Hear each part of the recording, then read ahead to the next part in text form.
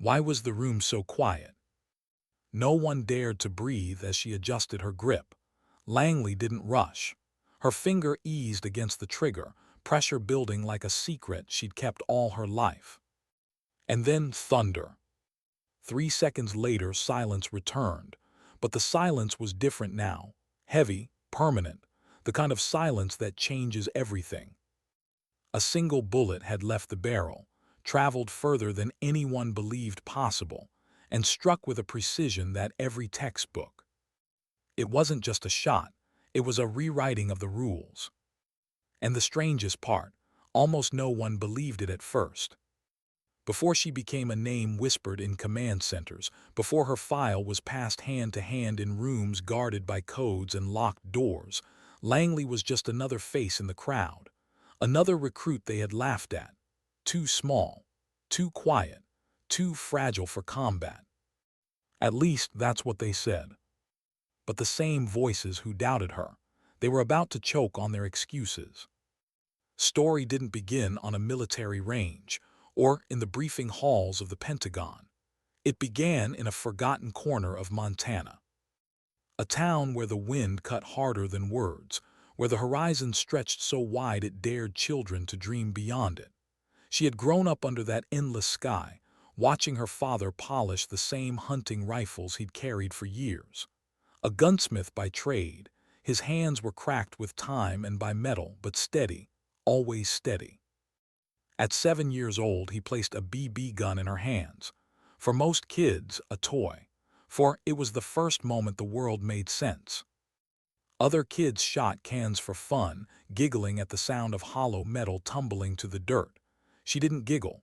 She lined up her sights with a concentration that seemed older than she was. Every shot was deliberate, measured, unnervingly focused for a child. "You've got the eye," her father would murmur, watching as her pellets grouped than men twice her age could manage at the local range. By 16, she wasn't just beating her peers. She was leaving hunters, weekend marksmen, even seasoned competitors in her dust. She didn't seek applause. She didn't smile for the cameras. The trophies stacked quietly on a small shelf in her home, collecting dust rather than pride. Because for it was never about beating others. It was about finding perfection, that invisible alignment of physics, instinct, and patience. That sacred instant when everything fell into place. And yet the world told her to stop. Her high school guidance counselor saw her grades, saw her potential. "College scholarships," he told her.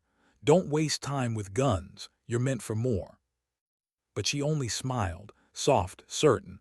"Some callings choose you, Mr. Parker." At 18, she walked into a recruitment office. The sergeant behind the desk didn't even look up. He'd had a long day, and a small, slender girl wasn't going to improve it. "Military isn't summer camp, sweetheart," he muttered, sliding papers toward her. She didn't flinch. Neither is hitting a 12-inch target at 1,000 yards in crosswinds. That made him look up. Her voice wasn't defensive, wasn't cocky, just matter of fact. That was the first time someone in uniform realized what Langley might be. Her aptitude scores shattered expectations. Her marksmanship instructor, a hardened veteran named Master Sergeant Dawson, dismissed her early perfect scores as luck. "Reset the course," he barked. "Change the target patterns." She did even better. By the end of basic training, whispers followed her through the barracks. Talent is one thing, but this was something else. While others sought weekend passes, buried herself in ballistics textbooks, studying wind patterns, learning the invisible language of weather. "You know there's more to life than shooting, Langley," her bunkmate Carol once teased. Looked up from her calculations. "Not for me." Her path was set. Designated marksman, sniper. It wasn't just clear, it was inevitable. But clarity didn't make it easy. Boot camp broke most recruits with physical demands, for the struggle was different. At 5'6", lean and wiry, she wasn't built like the posters, and Drill Sergeant Hicks noticed. Oh, he noticed. "Langley," he roared one morning, You think you can drag a 200-pound wounded man in full gear? Answered honestly, no, drill sergeant. The training yard went dead silent. No one admitted weakness, ever. Then what the hell are you doing in my army? Hicks thundered, his face inches from hers. Her reply was simple, steady. Making sure your soldiers don't become wounded in the first place, drill sergeant. The corner of his mouth twitched, the closest thing to approval she'd ever get. Still, the physical demands were brutal. She couldn't overpower. She adapted, studied body mechanics, learned leverage, efficiency instead of brute strength. While others collapsed during forced marches, she kept moving, calm, measured, relentless. She's small, one instructor noted, but she's relentless. But on the shooting range, everything changed. The first time she fired a standard-issue rifle, Sergeant Caldwell chuckled. "This isn't your daddy's hunting toy, princess." She didn't answer. She lined up her shot, breathed in, exhaled. "Perfect score." "Fluke," Caldwell muttered. "Again." "Perfect again." By the third round, a crowd gathered. By the fourth, even the company commander was watching. Caldwell's voice cracked. "Been doing this 15 years. Never seen natural talent like this." Advanced training wasn't a question. It was a demand. But natural talent only takes you so far. The sniper program was designed to break people. And it did.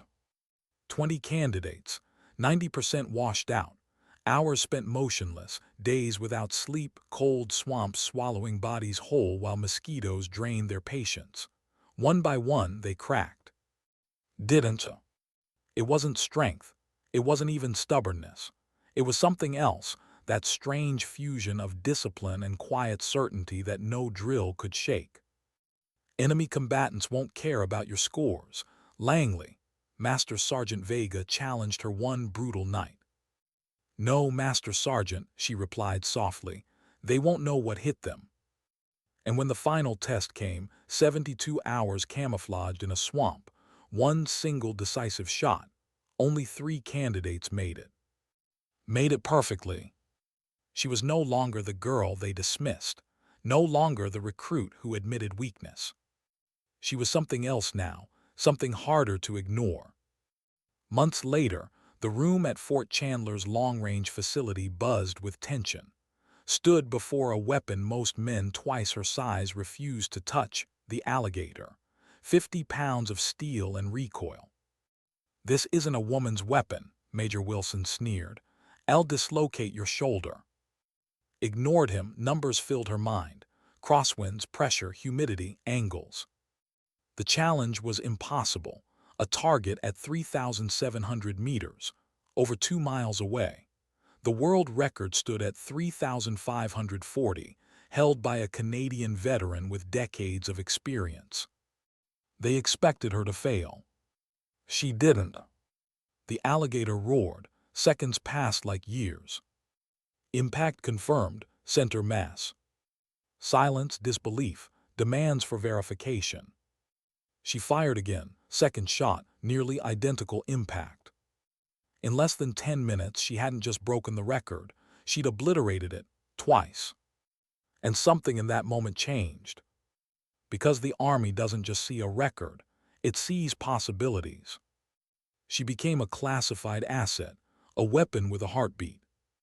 General himself summoned her. His voice was blunt. "What you did was statistically impossible." "With respect, sir," answered, "statistics don't account for perfect execution." And so began the whisper of her legend. A whisper that would carry her into Operation Black Talon. The mission that would test not only her aim, but the limits of human belief itself. But there was something she hadn't told them, not yet. Something that haunted her every time she closed her eyes. What made her close her eyes at night and hesitate before sleep? It wasn't fear of failure, not anymore. It was the memory of being doubted, dismissed, and underestimated. The faces of instructors who saw a fragile girl instead of a soldier. The voices that told her no long before she ever had the chance to say yes. And yet those voices lingered, like shadows at the edges of her vision. Operation Black Talon was about to decide whether those shadows remained, or whether Langley would finally erase them forever. The briefing took place in a sealed room beneath the Pentagon, a room with no windows, no clocks, and no smiles, the kind of room where careers were made or broken with a single word. Colonel led the briefing. He had the calm, steady tone of someone who'd seen more combat than most soldiers could imagine. This isn't just about testing a rifle, Specialist Langley. This is about rewriting doctrine, about proving the impossible isn't impossible after all. The room darkened as satellite imagery flashed onto the screen. Raven Ridge, a remote facility in North Dakota, brutal terrain, bitter winds, temperatures that punish the unprepared. Your target, said, pointing to a red dot on the map, is placed at 3,950 meters. The M2010 enhanced sniper rifle will be your weapon, lighter than the anti-material rifles you've used before, more practical, but at this distance, more unforgiving. Didn't flinch. Her mind was already processing. M2010, standard .300 Winchester Magnum, effective range about 1,200 meters.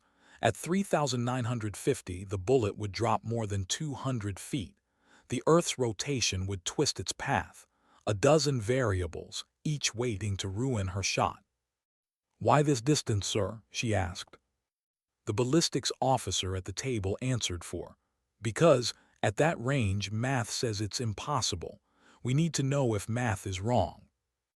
His expression didn't change, but inside her heart ticked once harder. This wasn't just a test. It was a challenge to the very limits of human skill. Sergeant Major Walker would be her instructor, a man who carried the weight of 3 wars in the lines of his face. Vietnam, Iraq, Afghanistan. He trained more shooters than could count, and yet he spoke like a man who still believed in learning. "Forget everything you think you know," he told her on their first morning at Raven Ridge. The snow burned cold against their boots as he handed her the M2010. "At extreme range, the books stop helping you. This is where instinct and science have to shake hands." Her training became a ritual of suffering. Hundreds of rounds fired each day, each one under different conditions. Walker would alter humidity, shift pressure, heat or chill the ammunition. "Feel the difference," he told her. "Don't just calculate it, live it."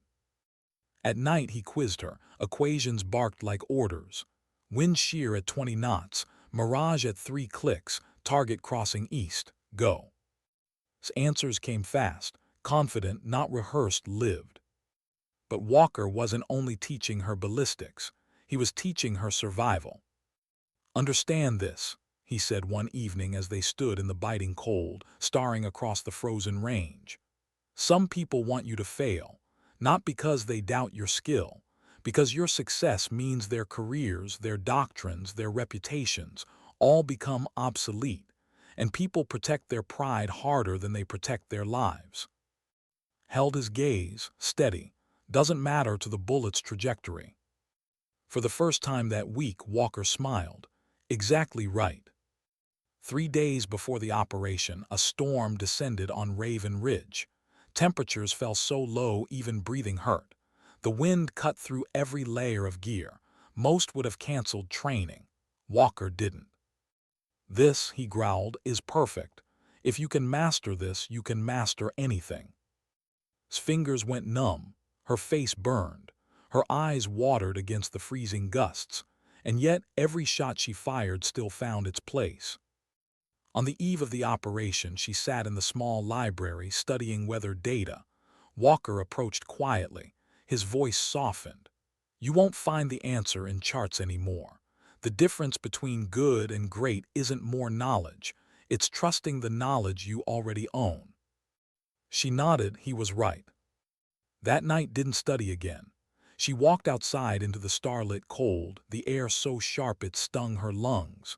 She looked up, the sky burning with winter constellations, and she closed her eyes not with fear but with clarity. Tomorrow would change everything, or it would prove that some barriers were still unbreakable. At dawn, the cold struck like a hammer, -27 degrees, winds unpredictable, visibility sharp but shifting. Arrived 90 minutes before the others. She needed to feel the day's rhythm, the pulse of the air, the way the light bent against the snow. She needed to listen to the silence before she disturbed it. The observation team arrived later. Officers, scientists, skeptics. Among them, a towering man with a chest of medals and a face carved from stone, General Hammond. He looked over the scene with open disdain. "Let's get this circus over with," he muttered. Didn't answer, she didn't even look at him. She settled behind the M2010, adjusting the scope, running her mental checklist. Target invisible to the naked eye. A small steel plate nearly 4 kilometers away. The range officer confirmed. Target in position, firing line is hot. Hammond turned to, "What's her probability of success?" His answer was calm, "Better than average." "Average is 0%, Hammond replied dryly. But didn't hear them. She tuned them out, narrowing her world to the scope, the rifle, the beat of her heart. Her breathing slowed, one exhale, another, then the stillness between heartbeats. Her finger moved. The rifle cracked like thunder. Time stretched. 1 second, 2, 3. Impact confirmed. The spotter's voice erupted over the radio. Center mass, direct hit. The observation team froze, then erupted. Disbelief, joy, stifled applause. General Hammond stayed still, his eyes narrowing. His voice was calm. "Request permission for confirmation shot." The silence was heavy. Hammond's face darkened. Then curiosity won. "Proceed." She adjusted, fired again. Another endless silence. Impact confirmed, 1 inch from first shot. The range exploded. Even usually a stone wall of discipline broke into a grin. Hammond stepped forward, lifted the spotting scope, and saw the impossible for himself. He whispered the words like they were stolen from his chest. "Good God." Rose slowly, her face calm, her body steady. "Not God, sir," she answered quietly. "Just applied fundamentals." And for the first time, the general smiled. "You've changed everything," said softly, almost reverently. But didn't celebrate. She knew this was only the beginning. Because one shot could make history, but history always asked for more. And somewhere, buried under her calm surface, feared something no one else did. Not the shot, not the pressure, not even the skeptics. She feared what breaking barriers would mean for her soul. Because when you prove the impossible possible, the world never lets you be the same again. What happens after you've done the impossible? For the answer came faster than she expected. 3 days after Raven Ridge, she was summoned to a secure conference room at Pentagon Strategic Command. The room was crowded with uniforms, stars and stripes gleaming on collars, ribbons that told stories of decades in the field. Had never seen so many powerful eyes fixed on her at once.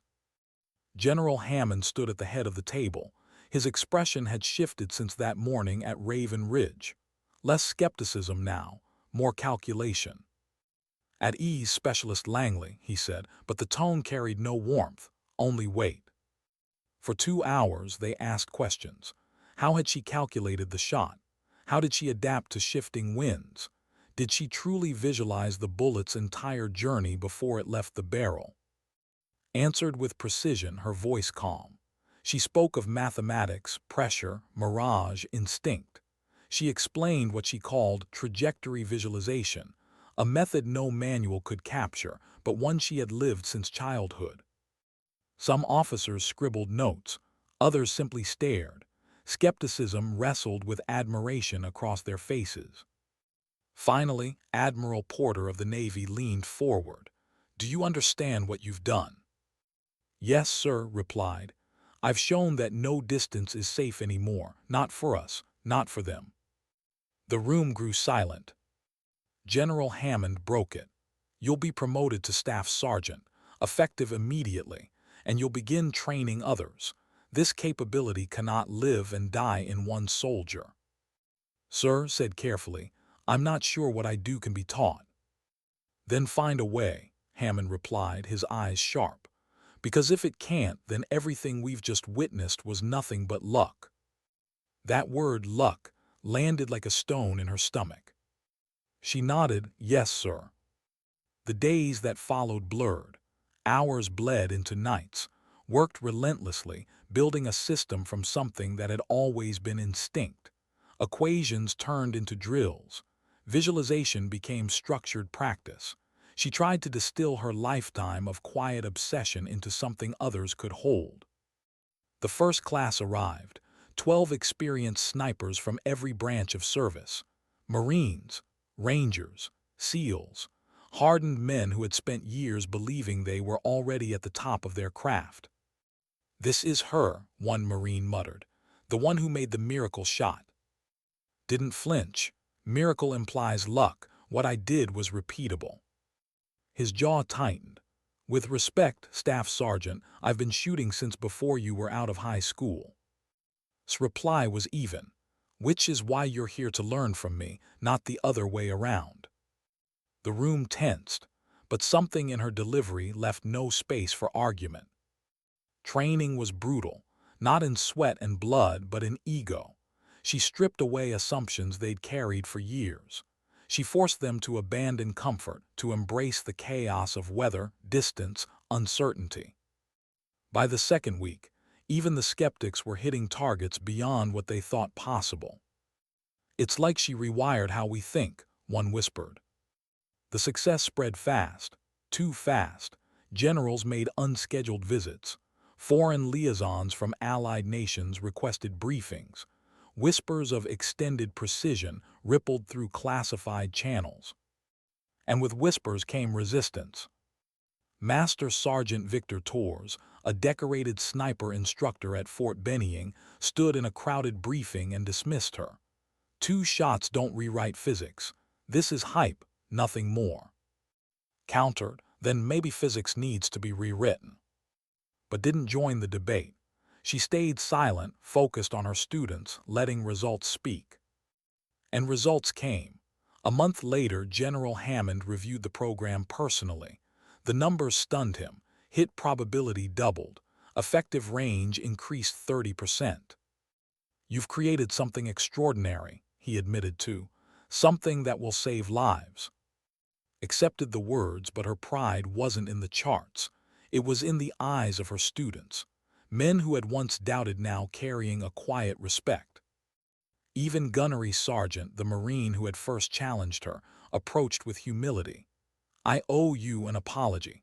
I thought this was smoke and mirrors, but I've walked away with capabilities I didn't think humans could touch. Shook his hand.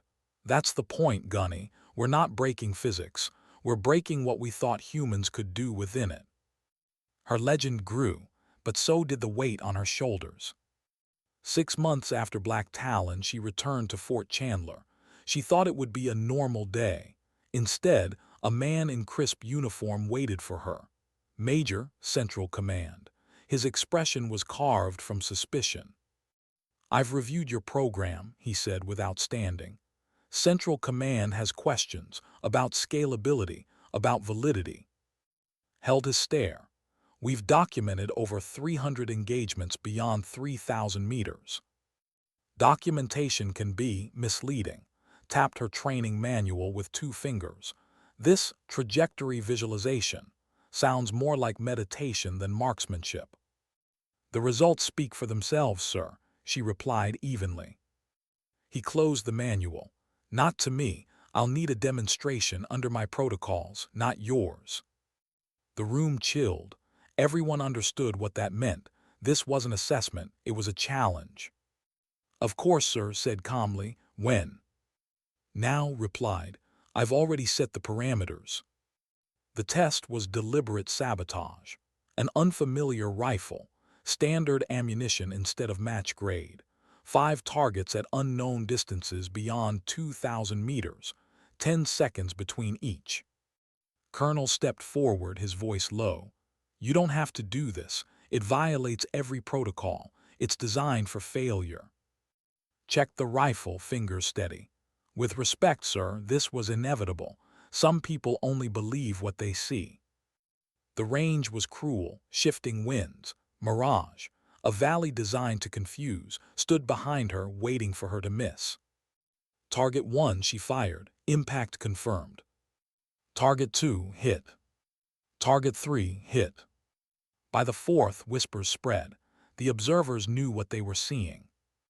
The fifth target appeared, moving laterally at nearly 3,000 meters. A shot most considered impossible under ideal conditions. These were far from ideal. Tracked, calculated, fired. The silence dragged. Impact confirmed. Center mass on moving target. Applause broke out. Even, usually restrained, let out a breath he hadn't realized he was holding. But's face twisted. This proves nothing, he snapped.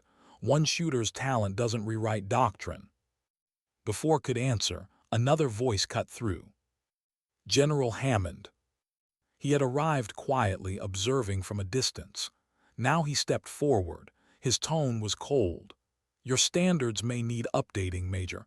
What I witnessed today is beyond talent. It's methodology. It's the future. Stiffened, caught between anger and fear. Yes, sir.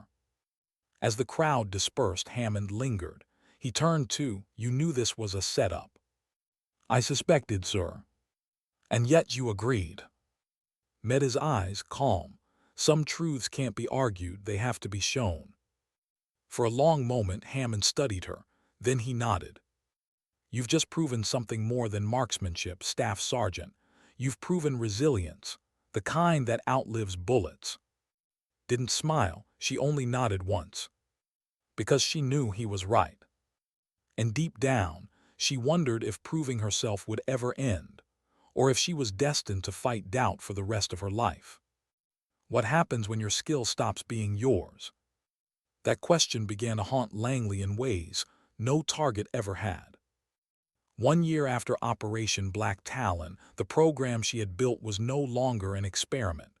It was an institution. Her methods, once dismissed as luck, then ridiculed as mysticism, were now standardized, taught to elite units across the branches. On graduation day for the 4th class, 30 soldiers stood at attention. Hardened men and women, carrying scars from deserts and jungles, each now capable of feats that had once been considered impossible. Stood before them, her voice steady. Your achievement isn't just hitting a target, it's seeing beyond what you believed possible. The future begins where doubt ends. The words echoed in the cold morning air. Behind the rows of soldiers sat generals, admirals, even foreign observers. General Hammond himself was there, nodding quietly. And among them, one surprising face. Major, the man who had once tried to discredit her. He now spoke with respect, his voice carrying across the ceremony. Staff Sergeant Langley hasn't just expanded our range. She's changed how we think. Precision engagement will never be the same again. The soldiers applauded. Didn't, she only bowed her head slightly, humility etched into her posture, because applause wasn't what she wanted, not anymore. What she wanted was clarity. But clarity was slipping further away. After the ceremony, Colonel approached her with news. The Secretary of Defense has authorized international expansion. Allied nations want your expertise. SAS in Britain, Australia's commandos, even Israel. International, asked, her voice controlled. You're promoted. Sergeant First Class, effective immediately. 18 months of deployment, multiple countries. For the first time in her career, hesitation flickered across her face. Sir, what happens to the program here? Smiled gently. Your graduates will carry it forward. The best proof of your methods is that they can be taught without you. That realization struck harder than any recoil. Her skill was no longer her own. It was becoming legacy, and legacies carried weight heavier than any rifle. That night, unable to sleep, She walked back to the range where everything had begun. Moonlight spilled across the steel plates at impossible distances. She could still hear the echoes of disbelief, of voices that had once called her fragile, lucky, undeserving.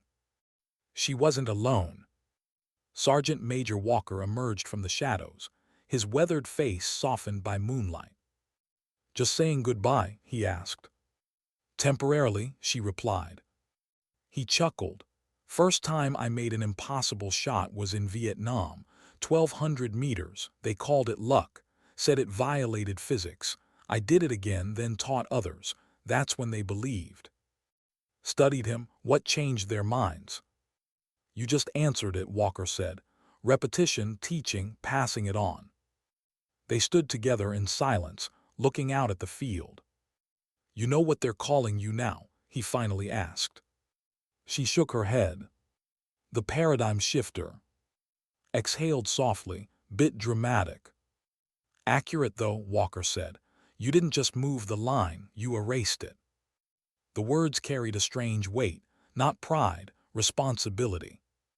Because the more she gave away her skill, the more she wondered what it meant. Was she teaching others to protect? Or was she simply teaching others to kill further, faster, with colder efficiency? The next weeks passed in blur. She traveled from base to base, country to country, each stop a mirror of the last. Soldiers looked at her with awe, commanders with calculation. Every demonstration proved the same point. The impossible was now merely difficult. But the more success followed her, the more her private doubts grew. Late at night, she sat alone in barracks and airports, staring at her reflection.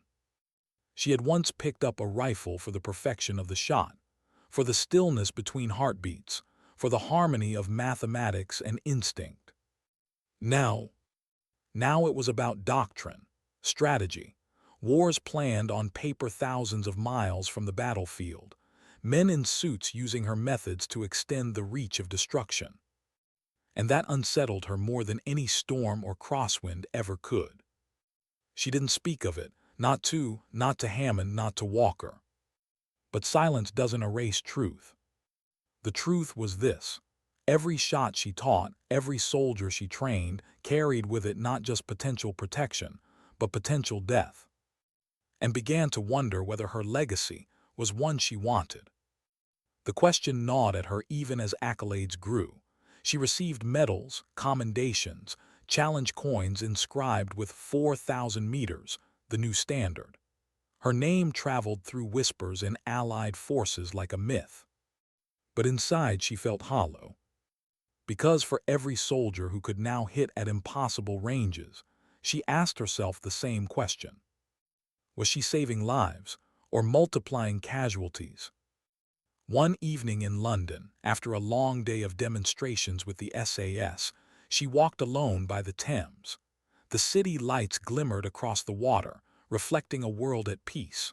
A world where no one around her knew her name, her burden, or the ghosts of her decisions. She leaned against the railing, her breath clouding in the cold air. For the first time, she admitted it. She was proud, but she was also afraid. Afraid that in chasing perfection, she had given others the tools to make imperfection permanent. Afraid that in proving herself, she had handed the world a new way to wound itself. Sometimes, she thought, dignity doesn't come from action, it comes from restraint.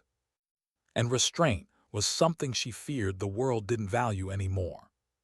She closed her eyes, listening to the hum of the city. Her shot had once silenced a base. Now her silence carried the heavier weight, the question of what her legacy would mean long after she put the rifle down. And deep inside she wondered, was she still the girl from Montana chasing perfection? Or had she become something else entirely, a weapon with no return? What happens when your gift becomes bigger than you? Langley had asked herself that question 100 times, but in the months that followed, the answer grew clearer. Her gift was no longer hers. By the time she arrived at her third international posting, she wasn't just Sergeant First Class Langley. She was something else, a living doctrine, a myth in uniform. Everywhere she went, Britain, Australia, Israel, soldiers whispered before she entered the room. Eyes followed her, not with doubt anymore, but with expectation. Commanders watched her like investors watching their most valuable stock. And she hated it. Not the respect, not the acknowledgement. The wait. Because every time she trained a soldier to reach further, she wondered who they might one day aim at. The program wasn't slowing down. If anything, it was accelerating. Reports came back from her graduates in combat zones. Insurgents neutralized at distances once thought untouchable. Convoys halted by a single, precise shot. Missions completed without casualties to her side. The official reports called it force protection. Generals praised it as saving lives. But in the quiet of her bunk, read between the lines, for every mission accomplished, there were bodies. Faces she would never see, names she would never know. And though she had not pulled the trigger, her fingerprints were everywhere. It was during her time in Israel that the conflict sharpened. A young soldier approached her after a long day on the range. He couldn't have been more than 19. His voice trembled as he asked, "Staff Sergeant, does it ever get easier, knowing what we're trained to do?" Paused. The night was warm, the desert air carrying sand even into the training yard. The boy's eyes searched hers, desperate for an answer. She thought of her father telling her she had the eye. She thought of Walker telling her that instinct mattered as much as math. She thought of Raven Ridge, of the silence that had followed her impossible shot. Her reply came softly, "No, it doesn't get easier, and it shouldn't." The boy nodded slowly, as if those words carried both the comfort and the burden he needed. That night lay awake. For the first time, she wondered if teaching others wasn't just passing on skill, but passing on her ghosts. By the time she returned to Washington for review, the pressure had reached its peak. The room was crowded again, generals and admirals seated around the long oak table. The air smelled of coffee gone cold and ambition that never slept. General Hammond sat at the head, his voice deliberate. The extended precision program has outperformed every projection. Effective ranges have expanded by 35% across all branches.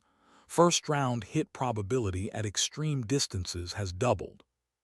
He paused. "Sergeant First Class Langley, your methods have redefined modern warfare." Applause followed, some polite, some genuine.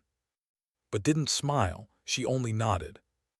Because behind the numbers she saw something the others didn't, or maybe refused to. Numbers don't bleed. After the briefing, Hammond pulled her aside. "You should be proud." "With respect, sir," said quietly, "I'm not sure pride is the right word." Hammond studied her face. For a man who had once doubted her, his gaze now carried something unexpected, concern.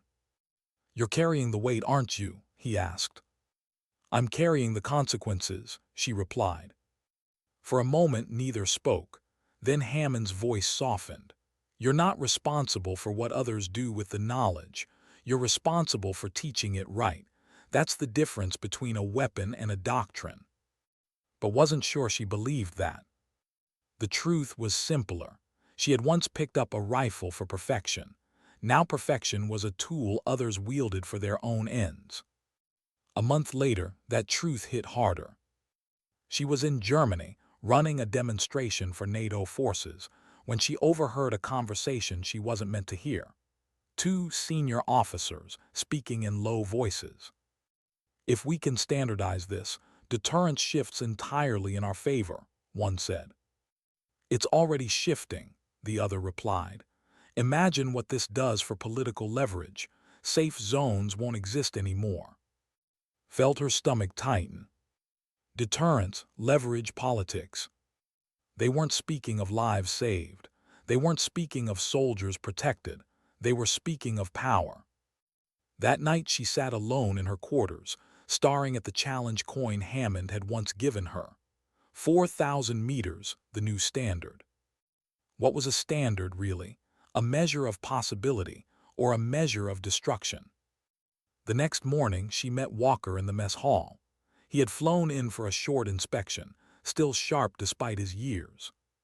"Something on your mind," he said, sliding his tray beside hers. "Didn't deny it. Tell me, Sergeant Major, did you ever regret teaching others?" Walker chewed slowly, his eyes thoughtful. "Every teacher regrets at some point, not because of what's taught but because of what's done with it." Stared at him. "So what's the answer?" He leaned closer, his voice low. "The answer is to teach it anyway, because if you don't, someone else will, and they won't carry the weight the way you do. Responsibility is what keeps the skill human. Without it, it's just a weapon." She absorbed his words, but the unease didn't fade. Because responsibility was a heavy shield, and she was starting to feel the cracks in her grip.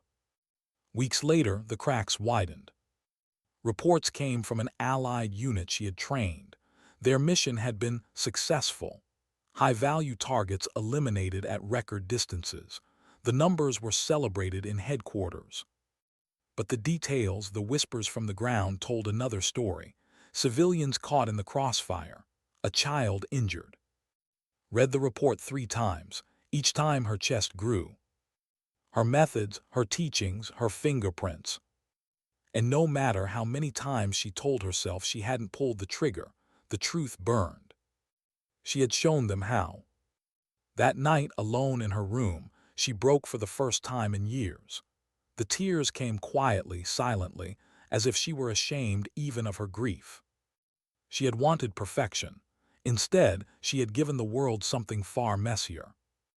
And for the first time, she asked herself a question she couldn't answer. What if proving herself had cost her her soul? How long can you carry a burden before it breaks you? For Langley, that question stopped being theoretical the moment politics entered the room. Her program had expanded across continents. Soldiers whispered her name like a myth. Generals praised her as a paradigm shift. Allies sent invitations. Reporters sniffed at shadows, looking for the source of classified rumors. But inside the Pentagon, the tone was changing. In a windowless briefing room, Major stood again.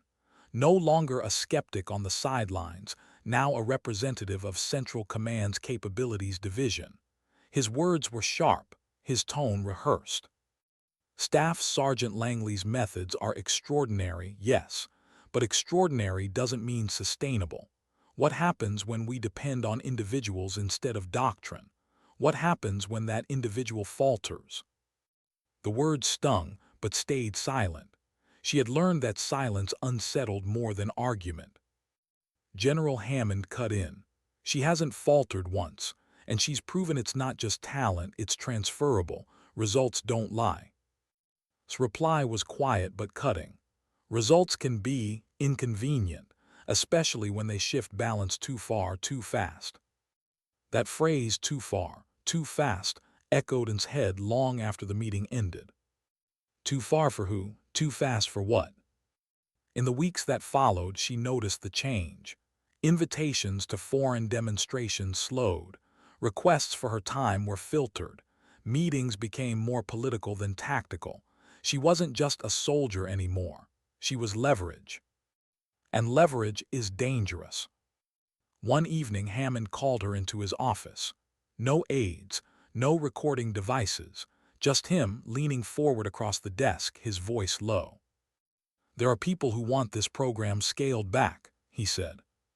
Frowned because it works too well. "Because it scares them," Hammond admitted.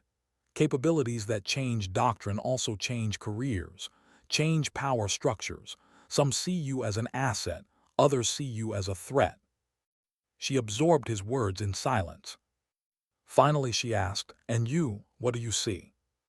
Hammond studied her, his weathered face unreadable. Then he said softly, "I see a soldier carrying too much on her shoulders." The words cut deeper than orders ever had. Because he was right. Her program continued, but shadows lengthened. Major began showing up uninvited to evaluations. His questions weren't about technique anymore. They were about loyalty, about control. "Whose doctrine are you serving, Staff Sergeant?" he asked one afternoon, his eyes sharp. His reply was calm. "The doctrine of accuracy, the doctrine of protecting lives." But even as she said it, she wondered if that was still true. Her doubts deepened during a private debrief with an Allied commander. He thanked her profusely for the training, spoke of revolutionizing deterrence. Then, almost casually, he mentioned how her graduates had executed a target at a wedding gathering, collateral damage written off as acceptable. His chest tightened. She didn't show it, but inside something cracked. That night she sat in her quarters, staring at her rifle, the same M2010 that had silenced Raven Ridge, the same weapon that had carried her name into history. And for the first time, she wondered if the silence it created had been a curse. Walker called her the next morning. His voice, gravelly but steady, carried the weight of someone who had seen too many wars.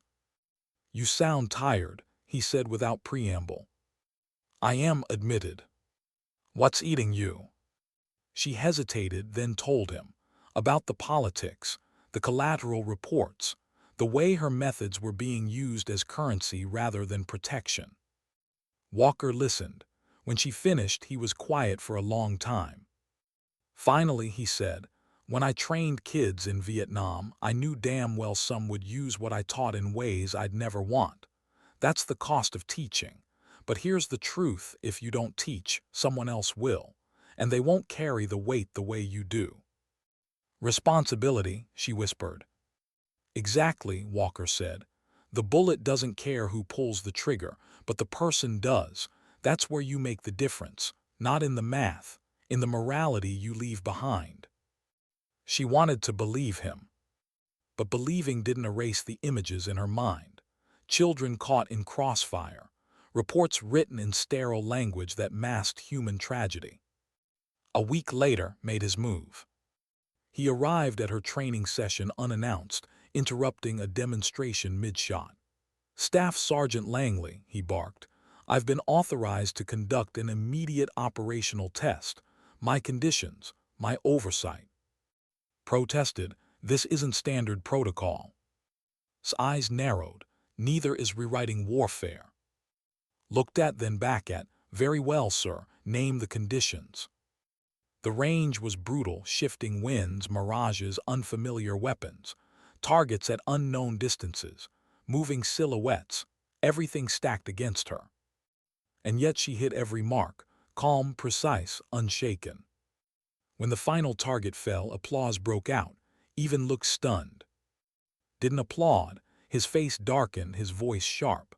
"This proves nothing. One soldier's gift doesn't justify restructuring doctrine." That's when Hammond stepped out of the shadows. He had been watching the entire time. "On the contrary, Major," Hammond said evenly, "what I just witnessed proves everything.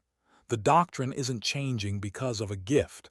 It's changing because of discipline, because of resilience, because of her." "Stiffened, sir." Hammond cut him off. "Enough. Central Command will have my report, and it will recommend expansion, not reduction." The tension broke. Observers dispersed. His face burned with quiet rage, but he said nothing more. Later, as the range emptied, Hammond approached. "You knew he was setting you up." "I suspected," she replied calmly. "Why accept?" Her answer was simple. "Because some truths can't be argued, they have to be shown." For a moment Hammond just looked at her. Then, softly, he said, "You've shown more than truth, Sergeant. You've shown what integrity looks like under fire." But even as he said it, felt the same heaviness settle back into her chest. Because integrity didn't erase consequences. And as she walked back to her quarters, she knew the war she was fighting wasn't on a battlefield anymore. It was inside her. The war between duty and conscience, between skill and soul, between being a soldier and being human. What happens when the fight isn't against an enemy, but against the weight of your own conscience? Langley had faced impossible distances, brutal storms, even the crushing doubt of generals who didn't believe in her. She had never flinched, never cracked. But in the quiet of her room, far from the rifle range, she felt something slipping. Her students were surpassing expectations. Allied units were reporting successes. Politicians spoke of new deterrents in classified briefings. She should have been proud. Instead, she felt hollow. Because the reports she couldn't ignore weren't the ones stamped mission accomplished. They were the ones that spoke of collateral damage, civilians unintentionally engaged, shadows of children appearing in whispers and footnotes. She hadn't pulled the trigger, but her fingerprints were on every round. That night she sat alone, the weight of silence pressing against her chest. The rifle leaning against the wall seemed less like a tool and more like a mirror, reflecting the question she didn't want to face. Had she made the world safer, or just deadlier? The next morning she walked into a strategy session at Fort Chandler. Hammond and several Joint Chiefs were present. Charts filled the walls, numbers and graphs showing the expansion of effective ranges, hit probabilities, casualty reductions on their own side. "This is doctrine changing," one general said with satisfaction. "The Langley method extends the battlefield itself. It allows us to project force like never before." Listen, but her jaw tightened at the phrase, "project force, not protect lives." She finally spoke, her voice calm but steady. "With respect, sir, every distance extended also extends the reach of mistakes. Every shot further away means less context, less human judgment. Are we considering what that means?" The room went quiet. A few eyes darted to Hammond. One general cleared his throat. "Our job isn't to moralize, Staff Sergeant, it's to win." His reply was sharp in its softness. "Sometimes winning doesn't look like what we think it does, sir." Shifted uncomfortably, but Hammond met her gaze. For a moment she thought she saw agreement in his eyes. But nothing more was said. The meeting pressed on. Afterward, Hammond found her in the corridor. His voice was low. "You're not wrong, but be careful. These rooms don't reward conscience." "I'm not here for reward," she replied. "Then why are you here?" he asked. The question followed her for days. She found herself remembering her childhood in Montana, her father's steady hands guiding hers, the way he had said, "You've got the eye." Back then, the shot had been about harmony, precision, a moment of alignment between the world and herself. Now it was about politics, power, deterrence. Somewhere, she had lost the girl who simply wanted to find perfection in silence. The breaking point came sooner than she expected. During a routine review, returned, this time armed not with skepticism but with paperwork. "Central Command has new directives," he announced. "The Extended Precision Program will prioritize operational readiness over training development. In plain language, we need more shooters faster, less theory, more application." Frowned, cutting corners compromises capability. It turns skill into chance. "Chance is acceptable," said flatly. "Numbers are what matter now, quantity not quality." Protested. "That defeats the foundation of what she built." His eyes cut too. "The foundation is irrelevant. Results are what matter." For the first time in her career, felt anger burn hotter than restraint. "Results," she said quietly. "Tell that to the families who become collateral damage because someone skipped the hours it takes to learn judgment, not just trigger pull." The room stilled, his jaw tightened. "You're out of line, Sergeant." She stood. "No, sir. I'm exactly in line with the truth." The confrontation spread quickly through whispers. Soldiers heard about it. Instructors repeated it. For the first time, his name wasn't just tied to precision, but to defiance. That night visited her quarters. His voice was softer than usual. "You've made enemies, powerful ones." She met his gaze, calm. "Then let them come. I'd rather stand for something than bend until I break." But in the privacy of her thoughts, she felt the fracture widen inside her. She was torn between two identities, the soldier who obeyed, the human who questioned. The world wanted one, her conscience demanded the other. Weeks later, she stood at the range again, watching her students fire. The steel plates rang with perfect impacts, the kind of shots that had once been miracles. Now they were routine. And as the shots echoed, felt a strange ache in her chest. Pride and dread mixed together, inseparable. Walker found her there. The old sergeant major had an uncanny sense for when she needed his voice. "You're carrying too much again," he said, stepping beside her. She didn't deny it. They want to mass-produce what was never meant to be mass-produced. They want numbers, not soldiers. Walker's eyes softened. The Army's been doing that forever. The question is, do you give them what they want or do you hold the line? She turned to him. And what if holding the line means standing alone? He smiled faintly. Then stand taller, that's how people see you. His words stayed with her, but so did the silence that followed. Because knew she was nearing a crossroads. She could keep teaching, keep expanding, keep feeding a machine that no longer cared about the perfection she had once lived for. Or she could step away, resist, pay whatever price came with saying no. For the first time, the idea of laying the rifle down didn't feel like weakness. It felt like survival. But survival came with sacrifice. And as she closed her eyes that night, she knew the decision would define her legacy more than any impossible shot ever had. Because sometimes the hardest trigger to pull is the one you never touch. What does it mean to walk away from the very thing that defined you?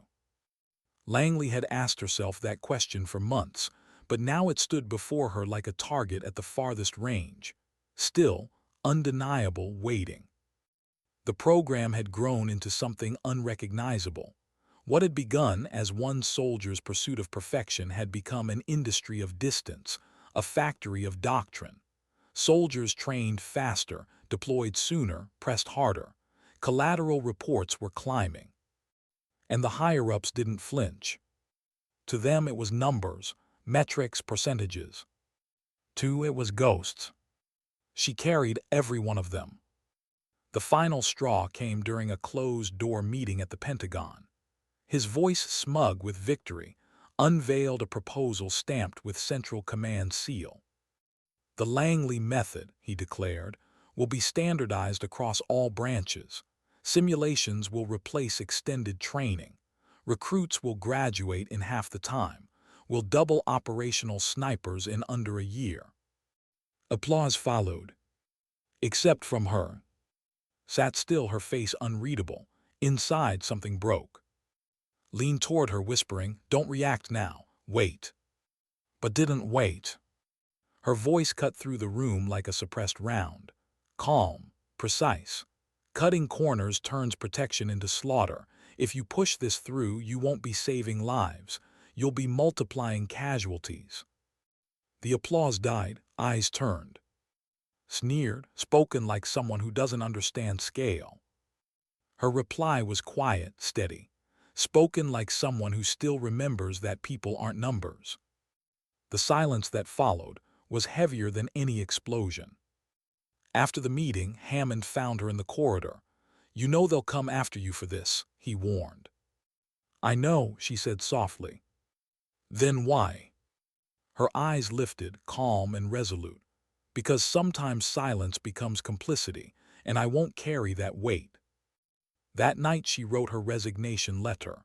No grand statements, no bitterness, just a single line after the formalities. Perfection was never meant to be mass-produced. When she handed it in, his voice cracked. "You don't have to do this." "Yes, I do," said. Walker was the last to see her before she left. He stood at the edge of the range, hands folded behind his back, his voice gravelly but warm. "You're doing the hardest thing a soldier can do," he said, "walking away while you still believe." She smiled faintly. "I thought the hardest thing was the shot." He shook his head. "The shot's simple, it's math and breath. This is soul." The word stayed with her. When she finally stepped off base, duffel slung over her shoulder, she didn't feel defeated. She felt lighter. But freedom carried its own kind of silence. Back in Montana, the mountains rose like familiar sentinels. The air smelled of pine and cold earth. For the first time in years, she walked without boots echoing on concrete, without salutes, without orders. Her father's old cabin was still there, worn but standing. She unpacked slowly, carefully, as though she were unrolling a new chapter of her life.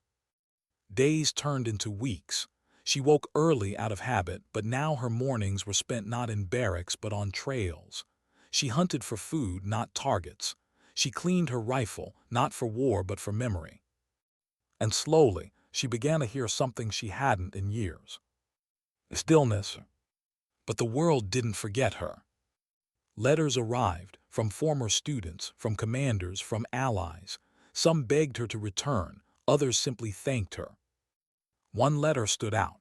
It was from the 19-year-old Israeli soldier she had once told, "No, it doesn't get easier." And it shouldn't. He wrote, "You were right. It hasn't gotten easier, but remembering your words kept me human. I don't know if I would have stayed myself without them." Read the letter 3 times. Each time her eyes blurred with something she rarely allowed herself to feel. Hoping. Not for the program, not for the doctrine. For the individuals. Because maybe Walker was right. Maybe responsibility didn't live in numbers or charts or policies. Maybe it lived in the conscience of every soldier she had trained. And maybe that was enough. Years later, when her name was spoken in military circles, it wasn't with the bitterness of politics. It was with the quiet respect reserved for those who changed the field not with volume, but with integrity. Some called her the paradigm shifter, others the silent standard. But in the mountains of Montana, she was just. The woman who had once silenced a base with a single shot, and later silenced herself to protect something greater. Her dignity, her humanity. And as the sun set across the ridges, painting the sky in gold and crimson, she stood with her rifle cradled loosely in her hands, not aiming, not measuring, just breathing. Because sometimes the most perfect shot is the one you never take. And sometimes dignity doesn't speak. It simply acts.